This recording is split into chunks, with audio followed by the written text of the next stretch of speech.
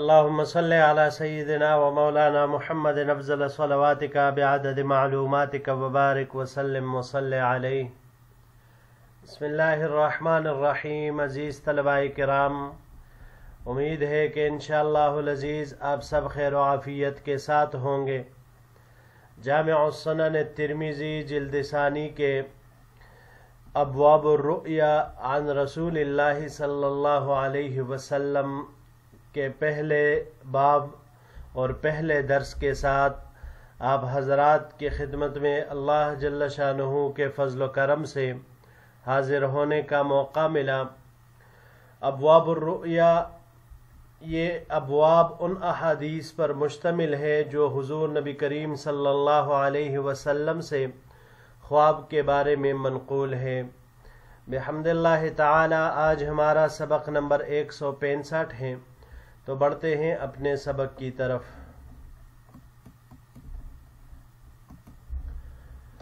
باب ان رؤیا المؤمن جزء من 46 جزءا من النبوت.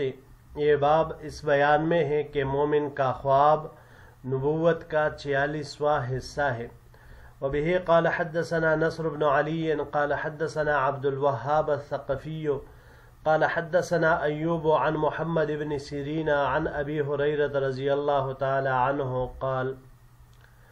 ہمیں روایت کی نصر بن علی نے، انہوں نے روایت کی عبد الوہاب الثقفی سے، انہوں نے ایوب سے، انہوں نے محمد بن سیرین سے، اور انہوں نے حضرت ابو ہریرہ رضی اللہ تعالی عنہ سے. حضرت ابو ہریرہ رضی اللہ تعالی عنہ نے فرمایا قال رسول اللہ صلی اللہ علیہ وسلم کہ حضور نبی کریم صلی اللہ علیہ وسلم نے ارشاد فرمایا اذا اقترب الزمان لم تکد رؤیا المؤمن تکذب. جب زمانہ قریب ہو جائے گا تو مومن کا خواب بہت کم جھوٹا ہوگا. وَأَصْدَقُهُمْ رُؤْيًا أَصْدَقُهُمْ حَدِيثًا. لوگوں میں سے سب سے سچا خواب اس شخص کا ہوگا جو باتوں میں سب سے سچا ہوگا، یعنی جو جتنا سچا ہوگا خواب اس کا اتنا ہی سچا ہوگا. وَرُؤْيَا الْمُسْلِمِ جُزْءٌ مِّن 46 جُزْءًا مِّنَ النُّبُوَّةِ. اور مومن کا خواب نبوت کا 46واں حصہ ہے. وَالرُّؤْيَا ثَلَاثٌ. اور خواب کی 3 قسمیں ہیں، خواب 3 طرح ہے. فَالرُّؤْيَا الصَّالِحَةُ بُشْرَى مِنَ اللَّهِ. ایک نیک خواب جو اللہ کی طرف سے بشارت ہے. وَالرُّؤْيَا مِن تَحْزِينِ الشَّيْطَانِ. دوسرا وہ خواب ہے جو شیطان کی طرف سے پریشان کرنے کے لیے ہوتا ہے. وَالرُّؤْيَا مِمَّا يُحَدِّثُ بِهِ الرَّجُلُ نَفْسَهُ. تیسرا وہ خواب ہے جو آدمی اپنے دل میں سوچتا ہے. اگلے سلائیڈ کی طرف بڑھتے ہیں جی، روایت کے باقی حصے کی طرف. فَإِذَا رَأَى أَحَدُكُمْ مَا يَكْرَهُ فَلْيَقُمْ وَلْيَطْفُلْ وَلَا يُحَدِّثْ بِهِ النَّاسِ. لہذا تم میں سے کوئی ایسا خواب دیکھے جو اسے ناگوار ہو تو اسے چاہیے کہ اٹھ جائے اور بائیں جانب تھوک دے اور لوگوں سے اس کا تذکرہ بھی نہ کرے، لوگوں کو اسے بیان بھی نہ کرے. قال. اور آپ علیہ السلام نے فرمایا وَأُحِبُّ الْقَيْدَ فِي النَّوْمِ وَأَكْرَهُ الْغُلَّ الْقَيْدُ ثَبَاتٌ فِي الدِّينِ. هذا حدیث صحیح. میں خواب میں بیڑی کو دیکھنا پسند کرتا ہوں اور توق کو دیکھنا ناپسند کرتا ہوں. القید ثبات فی الدین. بیڑی کی تعبیر دین پر ثابت قدم رہنا ہے. یہ حدیث صحیح ہے. وبه قال حدثنا محمود بن غیلان قال حدثنا ابو داود عن شعبة عن قتادة سمع انسا يحدث عن عبادة بن صامت رضی اللہ تعالی عنہ ان النبی صلی اللہ علیہ وسلم قال. ہمیں روایت کی محمود بن غیلان نے، انہوں نے روایت کی ابو داود سے، انہوں نے شعبہ سے، انہوں نے قتادہ سے. قتادہ نے سنا حضرت انس رضی اللہ تعالیٰ عنہ سے کہ وہ حدیث بیان کر رہے تھے عبادہ ابن صامت رضی اللہ تعالیٰ عنہ سے کہ हुजूर नबी करीम सल्लल्लाहु अलैहि वसल्लम ने इरशाद फरमाया, रु'यल मुमिन जुज़उम मिन सित्ततिन व अर्बईन जुज़अम मिनन नुबुव्वा, के मोमिन का ख्वाब नबूवत के 46 अज्जा में से एक जुज़ है। वफ़िल बाब अन अबी हुरैरत व अबी रज़ीन अल-उक़ैली व अनस व अबी सईद व अब्दुल्लाह इब्न अम्र व औफ इब्न मालिक व इब्न उमर हदीस उबादत हदीस सहीह। इस बाब में हज़रत अबू हुरैरा, अबू रज़ीन अल-उक़ैली, हज़रत अनस, अबू सईद, अब्दुल्लाह इब्न अमर, औफ इब्न मालिक, अब्दुल्लाह इब्न उमर रिज़वानुल्लाहि अलैहिम अजमईन, इन तमाम हज़रात से रिवायात मरवी है। हज़रत उबादा रज़ी अल्लाह तआला अन्हु की हदीस ये सही है। जी अज़ीज़ तलबाए किराम, यहाँ पर इस हदीस मुबारक में इस बाब की पहली रिवायत में हुजूर नबी करीम सल्लल्लाहु अलैहि वसल्लम ने ख्वाब की 3 किस्में इरशाद फरमाई।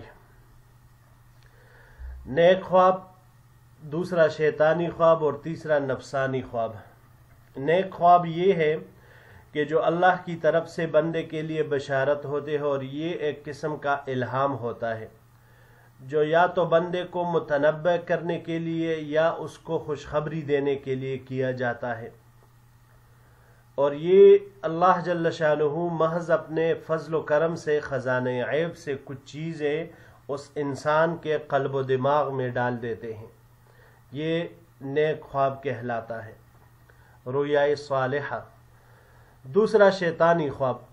शैतानी ख्वाब जिसमें शैतान कुछ सूरतें और वाक़यात इंसान के दिलो दिमाग में डाल देता है, तो वो चीज़ें कभी खुश करने वाली और अक्सर वो डराने वाली होती हैं। इसको तस्वील शैतानी भी कहा जाता है। तो ये शैतानी ख्वाब होते हैं। तीसरे नफसानी ख्वाब।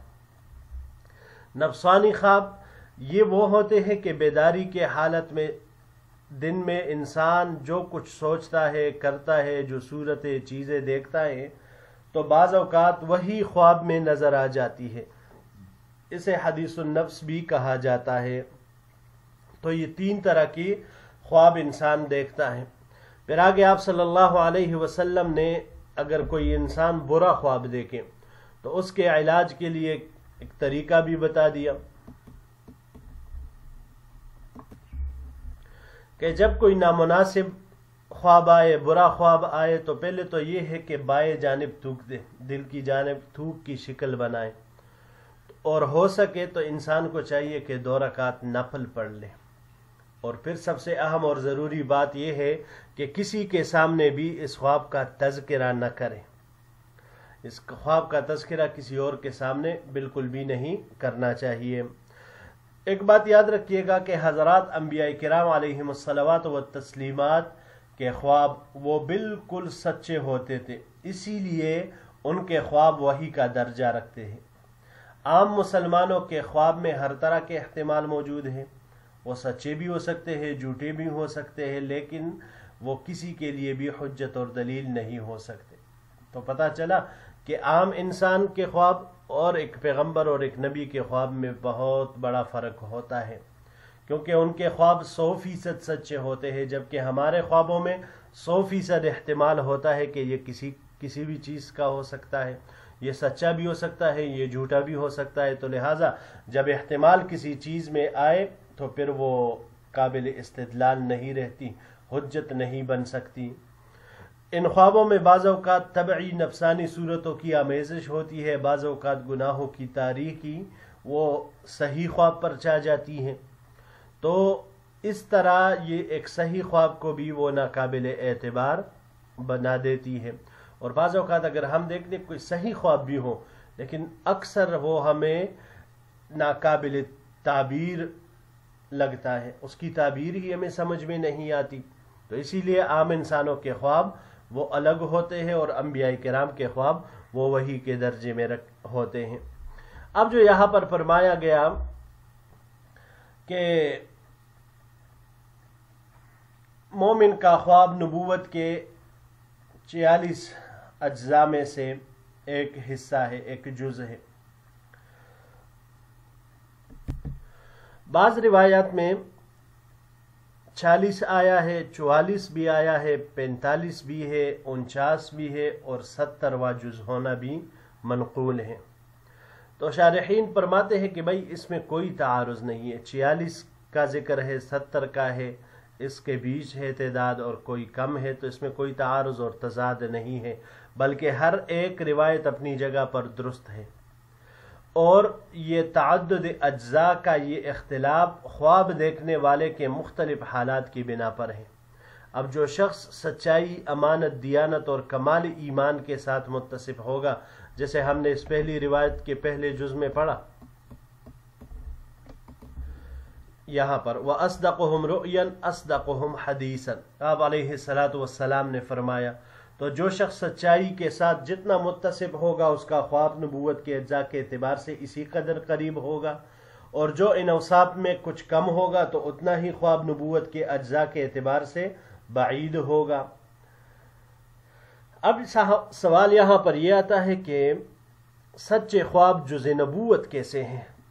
تو اس کی تفصیل کو کچھ یوں سمجھ لیجئے کہ دیکھیں نبی کریم صلی اللہ علیہ وسلم پر نبوت کی وحی کا جو سلسلہ تھا وہ 23 سال جاری رہا۔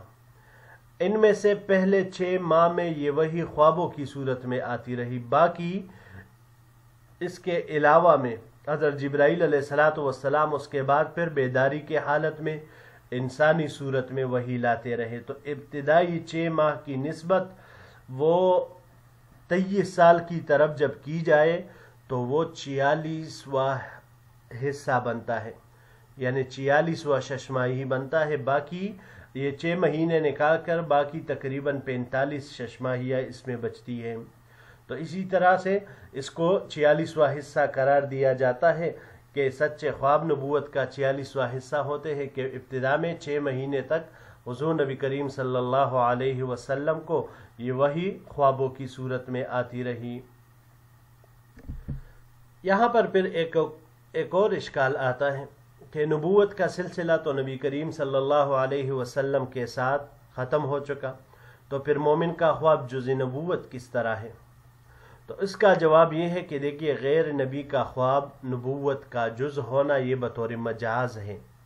معنی اس کا یہ ہے کہ نبوت کی ایک صفت اور عادت اس میں پائی جا رہی ہے، تو اس سے اس کا نبی ہونا لازم نہیں آتا، تو اس لیے ایسا ہونا وہ بالکل اپنی جگہ پر صحیح ہے۔ پہلے جو اذا اقترب الزمان فرمایا گیا تو تقارب، اس کا کیا مطلب ہے؟ زمانہ قریب ہو جائے گا۔ اس میں 3 اقوال ہیں۔ پہلا یہ ہے کہ اس سے قرب قیامت مراد ہے، جب چیزیں کم ہونا شروع ہو جاتی ہے، دن کم ہوتے ہیں، سال کم ہوتے ہیں، تو گویا کہ بالکل وہ قریب ہی ہو جاتا ہے، یہی قرب قیامت مراد ہے۔ دوسرا قول اس میں یہ ہے کہ اس سے سال کا وہ موسم مراد ہے جس میں دن اور رات بالکل معتدل اور برابر ہو، تو ان ایام میں جو خواب نظر آئے وہ خواب سچے ہوتے ہیں، یہی مراد ہے دوسرا۔ تیسرے نمبر پر تقارب زمان سے دن اور رات کا جلدی گزرنا مراد ہے، چنانچہ قرب قیامت میں سال مہینے کی جگہ پہ آ جائے گا۔ حدیث مبارک میں یہ علامات مذکور ہے، مشکات شریف میں بھی ہیں یہ۔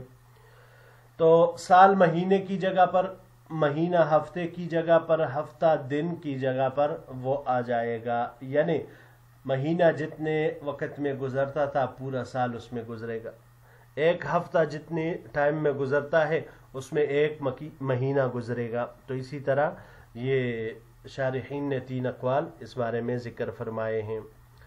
اب یہاں پر قادیانیوں نے ایک غلط فاسد استدلال کیا ہے، اور اس سے ان پر رد کرنا بھی مقصود ہے کہ مومن کا خواب وہ 46واں حصہ ہے نبوت کا۔ قادیانی یہ سمجھتے ہیں کہ جز نبوت کے باقی رہنے سے گویا نبوت بھی باقی ہے، تو ان کا یہ عقیدہ سراسر غلط ہے، کیونکہ کسی چیز کے ایک جز کے موجود ہونے سے اس چیز کا موجود ہونا لازم نہیں آتا۔